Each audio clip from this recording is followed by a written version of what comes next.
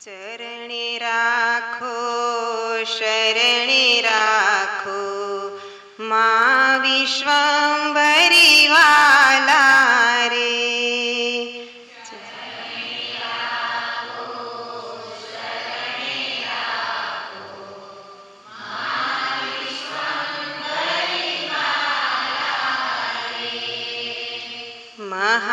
મહાપાત્રને સન્મુખ મળિયા મા વિશ્વંભરી વાલા રે. મહાપાત્રને સન્મુખ મળિયા મા વિશ્વંભરી વાલા રે. કર્મયોગની જાણ કરાવી સત્ય રાહ બતાવ્યો રે. ઘોર કલીએ જીવને ચીંધ્યો કર મંદિરનો રસ્તો રે. મહાપાત્રને સન્મુખ મળિયા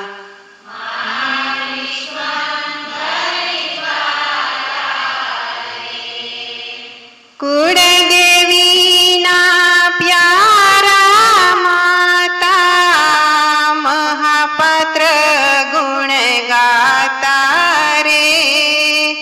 બ્રહ્માંડેથી આવ્યા માતા ત્રિદેવોની માતા રે. ચરણે રાખો શરણે રાખો મા વિશ્વંભરી વાલા રે. મહાપાત્રની સન્મુખ મળિયા મા વિશ્વંભરી વાલા રે. લીલી વનરાયમાં ધામ બનાવી ધર્મની જ્યોત જલાવી રે. પરશુરામની પાવન ભૂમે પાર નદીની કહાની રે. ચરણે રાખો શરણે રાખો મા વિશ્વંભરી વાલા રે. મહાપાત્રને સન્મુખ મળિયા મા વિશ્વંભરી વાલા રે. પાંચ ઉદ્દેશ્યનું પાલન કરાવી મોક્ષ રાહ બતાવ્યો રે. કર્મથી જગાડ્યા યમને ઋણ બંધનથી છોડાવ્યા રે. ચરણે રાખો શરણે રાખો મા વિશ્વંભરી વાલા રે. મહાપાત્રને સન્મુખ મળિયા મા વિશ્વંભરી વાલા રે. દ્વાપરે શ્રી રામ આવ્યા ત્રેતાએ શ્રી કૃષ્ણ રે. આ યુગે મહાપાત્ર આવ્યા સંગ વિધાતાને લાવ્યા રે. શરણે રાખો શરણે રાખો મા વિશ્વંભરી વાલા રે. મહાપાત્રને સન્મુખ મળિયા મા વિશ્વંભરી વાલા રે. હાલો ધામે હા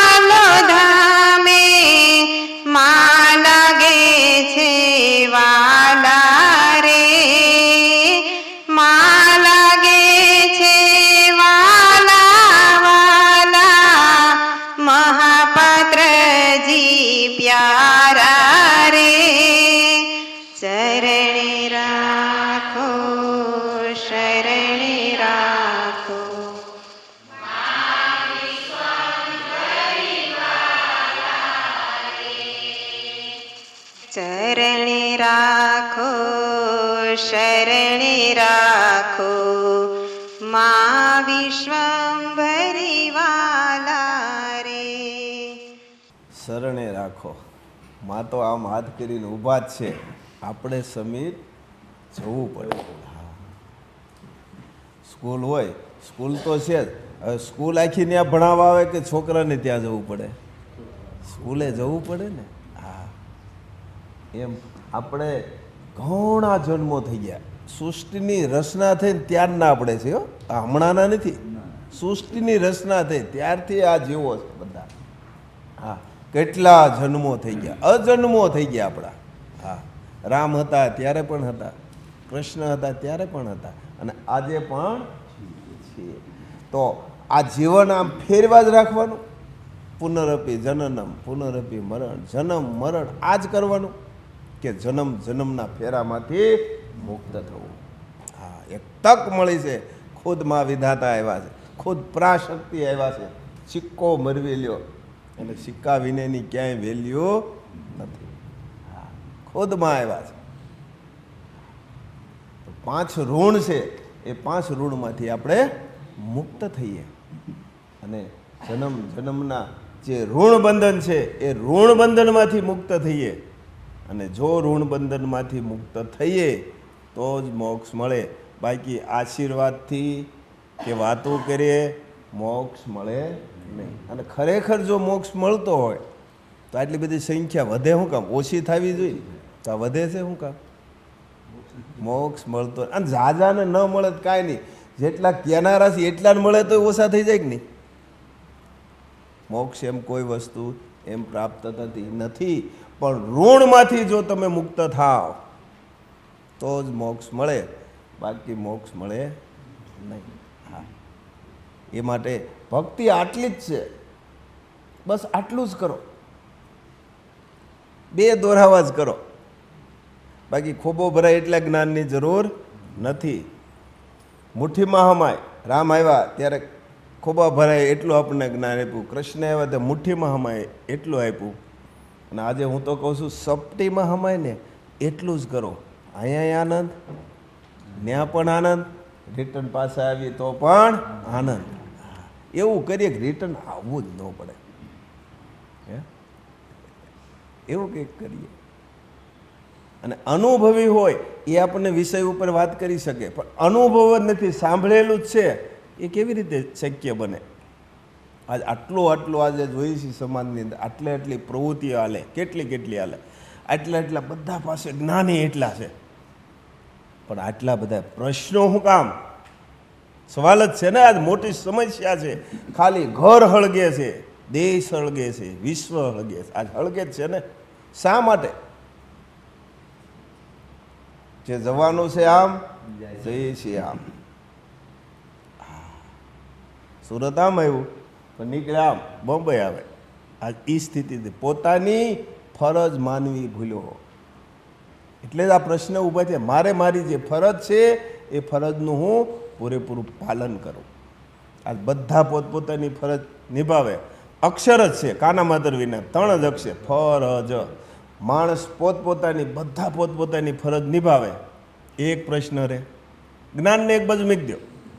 બસ મારું જે કર્તવ્ય છે, મારી જે ફરજ છે અને પ્રકૃતિનો જે નિયમ છે એ નિયમને આધીન હું હાલું. સમસ્યા હલ થઈ જાય. તો આજ ક્યાં જાય? સાઈડ ક્યાં જાય? જ્ઞાને બધા પાસે. કોઈ અજ્ઞાની આ દુનિયામાં છે જ નહીં. છે બધા પાસે જ્ઞાન છે, પણ શું ઘૂટે છે? મારે કરવું નથી, તારે કરવાનું. મને તો બધું છે, હું તો પૂર્ણ છું, મારે કાંઈ વાંધો નથી, તમારે બધાને કરવાનું. જે પૂર્ણ છે એને પહેલાં વાંકું વળવું પડે.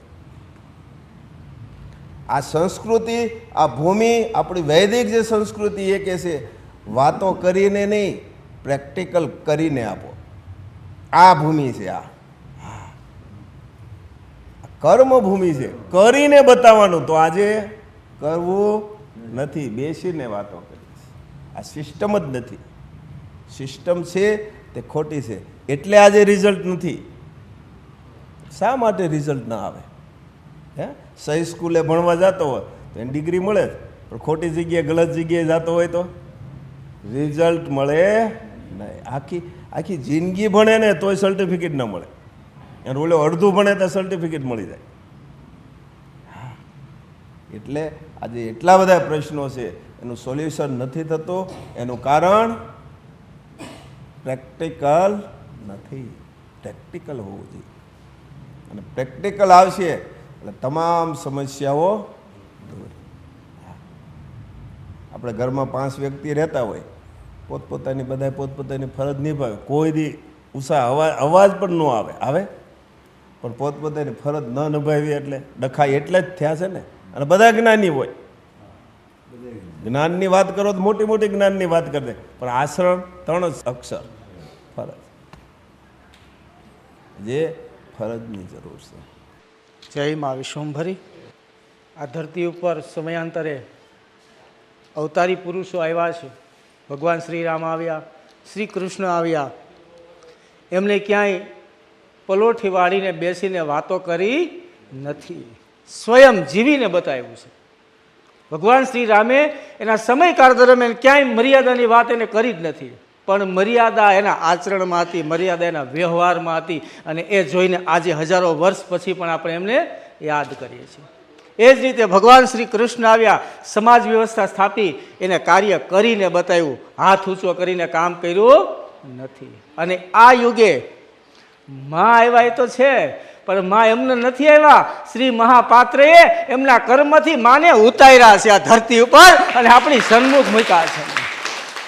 અને આટલું કર્યા પછી એમને મળી જાય, આ બધું એમને નથી મળતું. પરીક્ષામાં પાસ થવા માટે વિદ્યાર્થીને તનતોડ મહેનત કરવી પડે, ત્યારે સારું રિઝલ્ટ લઈ આવી શકે.